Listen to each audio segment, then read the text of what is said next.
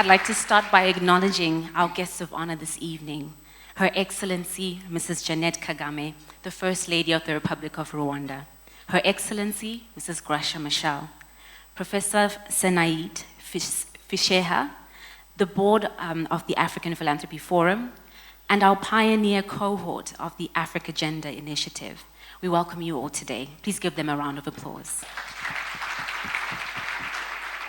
And so, let's get into it. What is the Africa Gender Initiative? Well, the Africa Gender Initiative is a 10-year, bold, African-led initiative that will bring together African philanthropists and foundations to collaborate and to mobilize resources for gender equality. It's African-led, it's collaborative, and its mission is to create a world where African women and girls thrive. And I'm excited about that. What about you?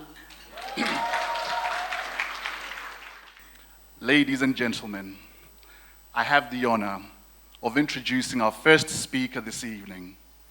And given all of her work in the gender space, I'm personally thrilled, and I cannot wait to listen and learn from her address. Let me maybe say, first and foremost, she's a dedicated First Lady, a dedicated mother. She has invested in personifying the professional merit in strong family values, social grace that an empowered woman should aim for. Ladies and gentlemen, may you be upstanding as I have the honor of inviting Her Excellency, the First Lady of the Republic of Rwanda, Mrs. Jeannette Kagame.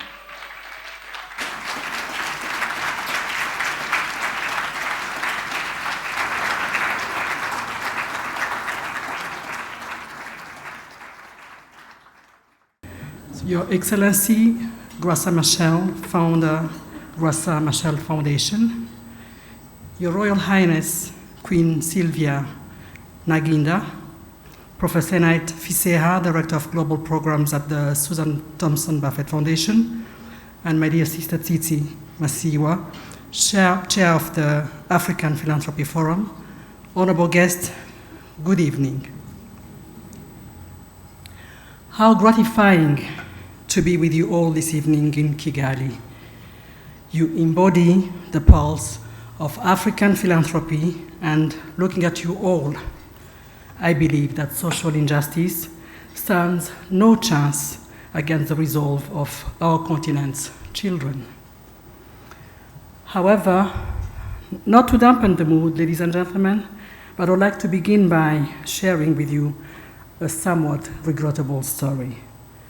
Picture this with me. It's about a girl. She was a normal, sweet child with great ambition. Like many African children, her boarding school was quite far from her home. And while the bus drove others to the school, it dropped her off halfway into the journey.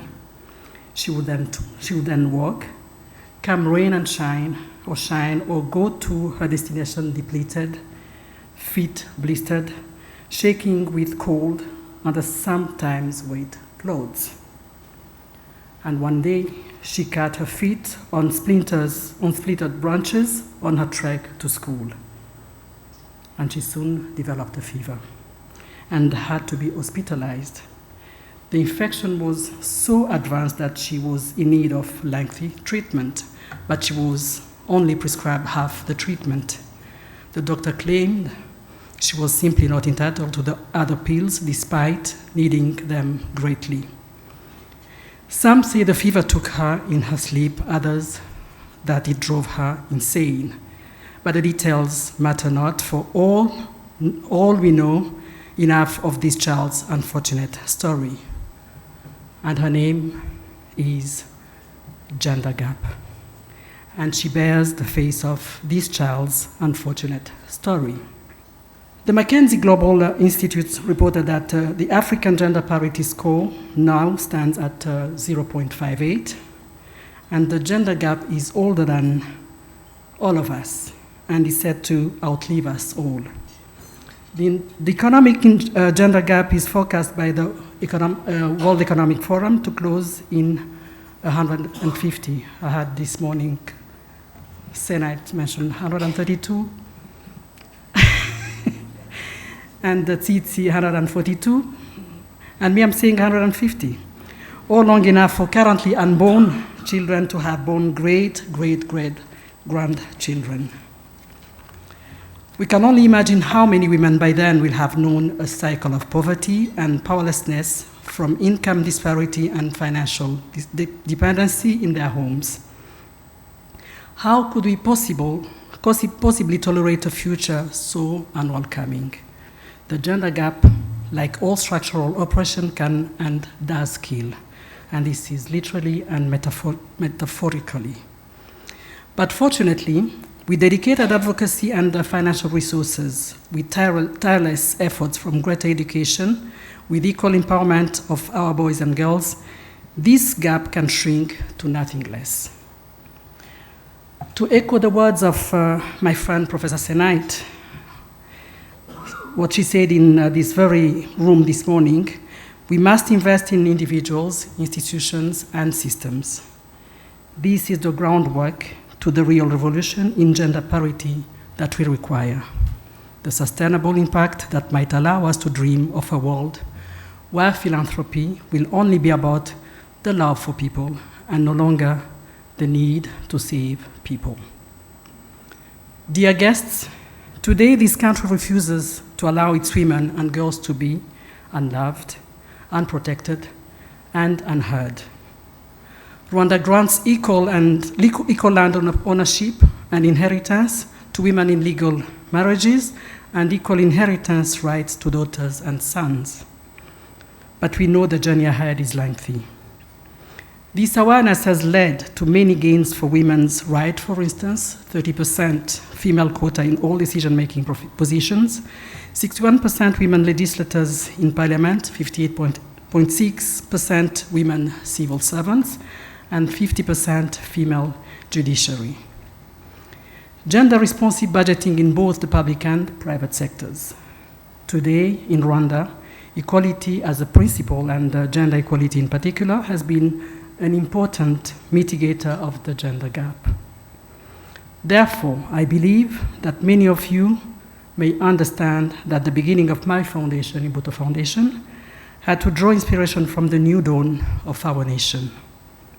We have, together with our partners, come a long way in providing some effective solutions to these issues, and I dare say more.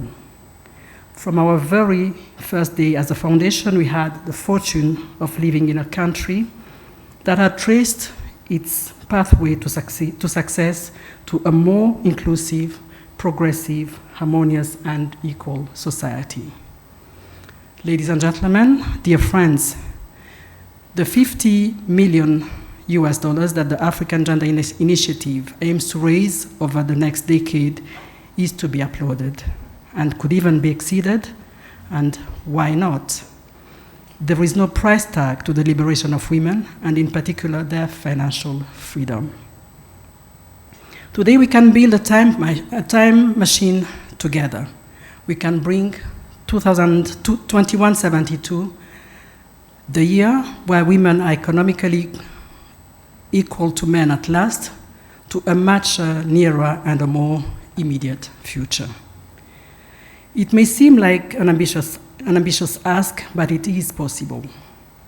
With appropriate policies and legal framework, with determined political will, with collaboration between philanthropies and governments, with beneficiary involvement at the core of strategy design, when we gather again 10 years from today to celebrate the impact of the African Gender Initiative, I guarantee you that our commitment will have been worth every single effort.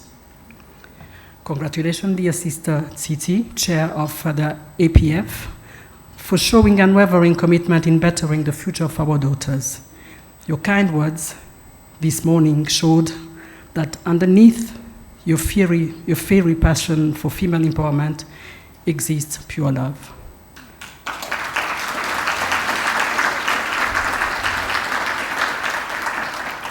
Pure love for your sisters. In your determination, all of us here can draw faith that gender parity is ours to claim, ours to live. I thank you and the APF board for having me here to join you in this crucial initiative of the AGI to secure the financial future of women and, by extension, of society. I wish you a wonderful evening and a lovely dinner.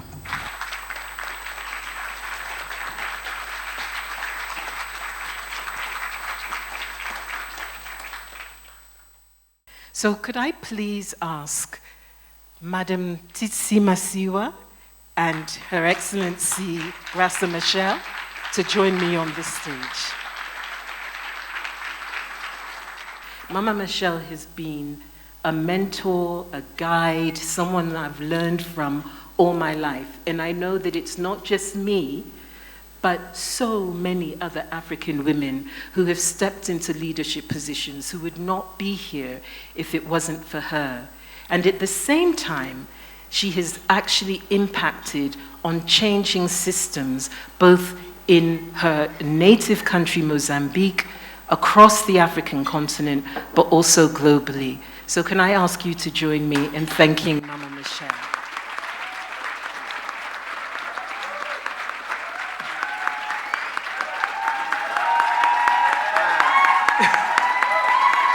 This is so unfair.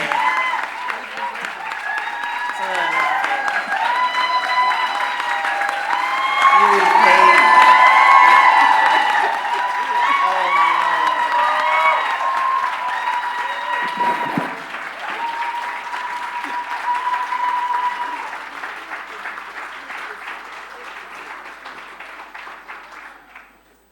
Okay. So we are going to talk about the African Gender Initiative as part of our conversation, but I wanted us to start by asking both these amazing women about your personal journeys into philanthropic action. What was the spark that made you think, actually, this kind of work, this kind of transformation is something that I want to be part of? Because to be frank and to be fair, no one ever has to take philanthropic solidarity action.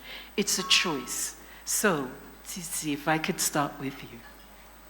Thank you so much, and what a rare opportunity we have to be gathered in an environment like this one and having Her Excellency Mrs. Jeannette Kagame support us in such a special way, and having Mrs. Machel here with us, not only to share her wisdom, but to endorse what different generations are doing and continue to do to fight the injustices that many women face. My journey started with, I grew up in a very loving family, and loving in that there were always people coming in and out of the home, extended family members who were looked after. So I had many sisters and many brothers. And I believe there was just that impartation of generosity and kindness and a willingness to share. So as I grew older, my name is Tsitsi and it means compassion. I just found myself always being very sensitive about the challenges that Africans would face in my own community. Then I got married to an entrepreneur who had really ambitious goals. And one day he came home and he said, you know what, I think we need to apply to the government to get a license to establish a mobile telephone business. And I said, go for it. He applied and he got a no. And then he decided to sue the government. And when I asked him, where do you get the guts to take the government to court? He says, I'm sure we've got a good court system. I said, how long do you think it will take between your application and a yes or a no? 4 months. So I said, okay, I think I can live for 4 months. Well, the battle lasted 5 years. And in the 5 years, we literally lost everything. During that time as well, this had started when I was in university, the HIV and AIDS scourge. I had seen my lecturers that I really loved and respected fall sick and die. My fellow classmates passed away, and then family members die, and I felt so helpless. It would cut right to the core of my heart that why do we have to die that way, and what can I do? So I guess the two seemed unrelated initially, but the harder things got because we're fighting for this legal battle. The more I began to do soul searching on, okay, if we were to establish this business, you can only sleep in one bed and drive one car. So what do you do if you were to have some resources available? And I made a personal decision. It's interesting, my husband Strive will also tell you he had his own personal journey, but my personal one was, I would like to provide scholarships for orphans. So we didn't wait to make money. It wasn't about money, it was about heart and about a mission and a vision that I personally was deeply convicted about. So we started philanthropy from my salary, because my husband had no salary. He was living off me then. I never cease to remind him. And when the media says he's worth, I don't know, X dollars, I just said, just remind them, divide by 2. So the journey for me was part of being in my DNA, is something that was part of our culture of giving and generosity. But also, I think the turning point was the HIV and AIDS scourge and losing people that I loved so much. And then started philanthropy from salary. By the time I learned the word philanthropy from the Rockefeller Foundation, I discovered, oh, so this is what philanthropy is, but it was something that was deeply ingrained in my heart and my mind. Thank you.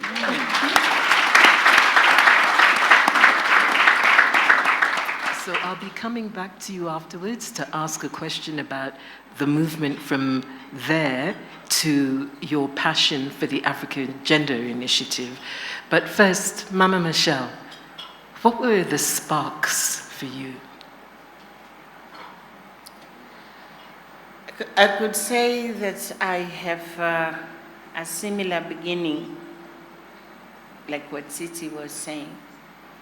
I was born 3 weeks after my father had died.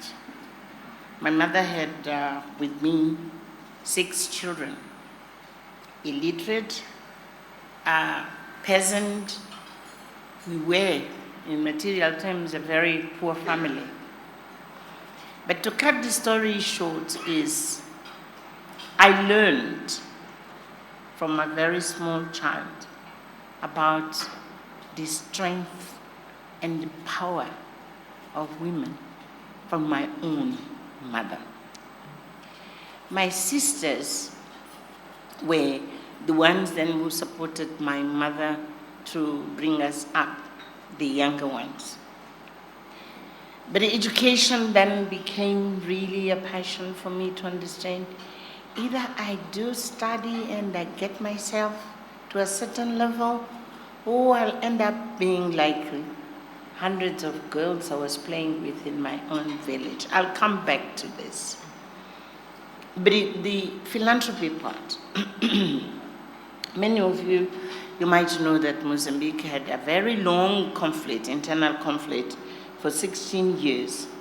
During that time, I visited lots of refugees in Swaziland, in Zimbabwe, in Tanzania, and I really felt something here was just, I couldn't breathe with the kind of situations I have seen in these refugee camps and the situation of women and children particularly. Had come the time where we signed the agreement. As a country, we signed the agreement, and so we began the process of peace. We had about 2 million people outside the country. And we had lots of organizations, international organizations, which came to Mozambique to support. And it just became so strange to me to see, but why all these people are coming to help us? How do we help ourselves? How do we enact this natural way of sharing? Because for me, it's more sharing than giving. And I decided to leave government. And with a group of friends, we decided to establish an institution. At the time, we are not even clear how to call it. But we wanted an institution by Mozambicans, for Mozambicans, to mobilize the goodwill and the capacity which exists in our communities to say, look, this is a Mozambican problem.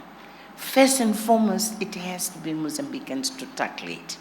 So we mobilize ourselves. In the meantime, the idea of a foundation came. Why a foundation, not an NGO, a simple NGO? We wanted to affirm and assert our independence, but we didn't have money. So we said, how do we start now? So I brought together about 18 with myself. We were 19 good friends. We said, look, let's get money from our own pockets. Let's establish the first seed of endowment of a foundation so that we'll have the moral and the dignity of going out there and ask for people to tap into what we have started, instead of just going to say, we want to establish a foundation, give us money.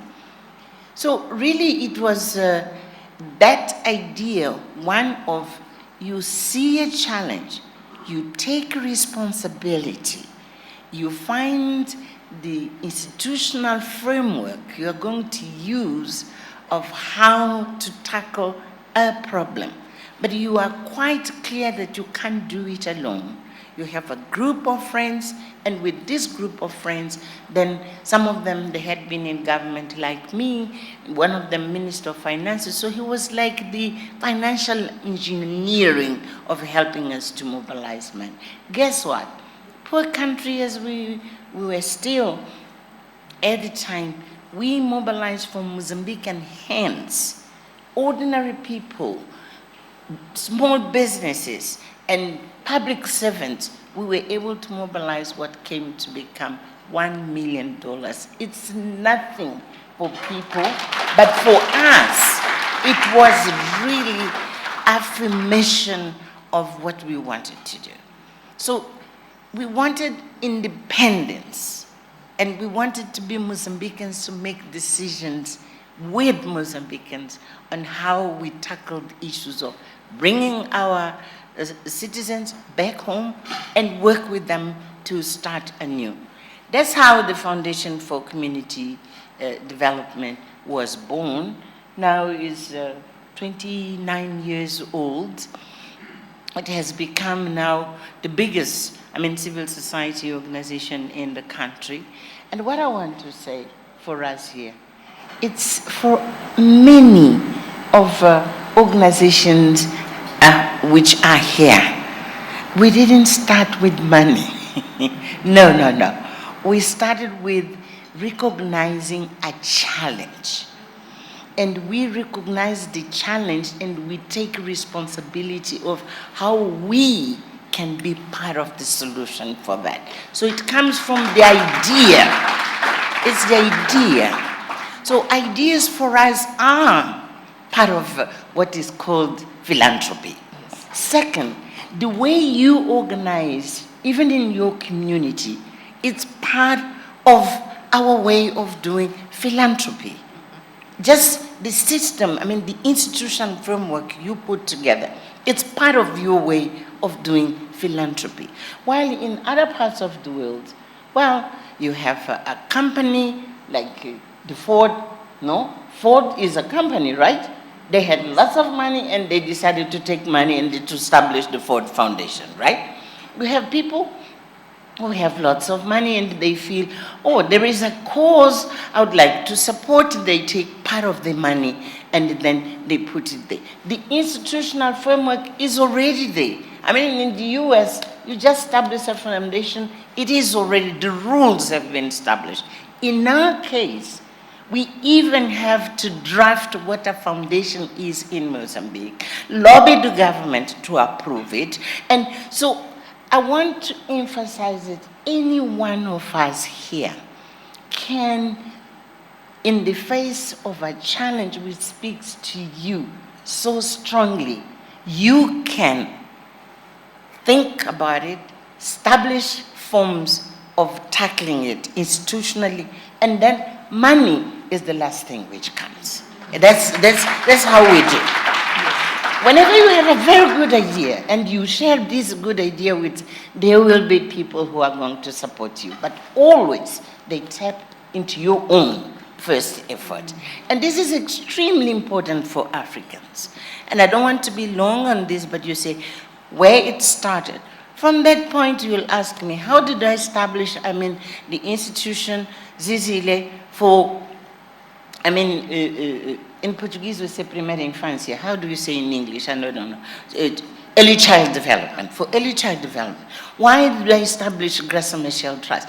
All the institutions which I established, it's identifying a problem in which I feel I have a contribution. And then I have the responsibility to take the first step. And fortunately today we have so many brilliant young people. They come along, they take it, they run with it. And I will come back to you this when we are talking about the African gender initiative. Why it is so important in our times and the way it's being conceived. Yeah. As Africans, it's part of our culture to collaborate. We all, if you live in a community, you know your neighbors, you share food with your neighbors. And if you are not able to look after your own children, your neighbors help you out with looking after your own children. So collaboration for me is again part and parcel of what defines success in what we do. Now, when we look at just the size of the problems we are facing, and the level of just the size of the gap, I just don't see how an attitude of me and my fund and their fund and that fund will help in any way or help us to get to be able to get the success that we are looking for, to occupy the spaces we want women to occupy. We have no choice but to work together. We have no choice to be, it's audacious to raise $1 million in the time and season we're in. It's audacious what we are trying to do with the Africa Gender Initiative. But it's not enough to be audacious in the amount of funding we need to raise. We have to be audacious in the level of humility we are willing to exercise in order to support one another, to network and work and collaborate to ensure that from the weakest to the smallest organization to the largest and most sophisticated are allocated the resources that they need in order for everybody to be able to run their race and to be successful. Mm-hmm. So that's why for me collaboration. And I think it's really it's really important for all of us to hear, because we get caught up in that thing of rivalry, saying my organization is better than your organization, is better than that organization. And the truth of the matter is that we're all drops in an ocean of action that needs to be taken. So the more we're able to collaborate, the more effective we'll be able to be, and the less likely that people will marginalize our real belief in changing what is happening to women on our continent. So please keep with the passion for collaboration.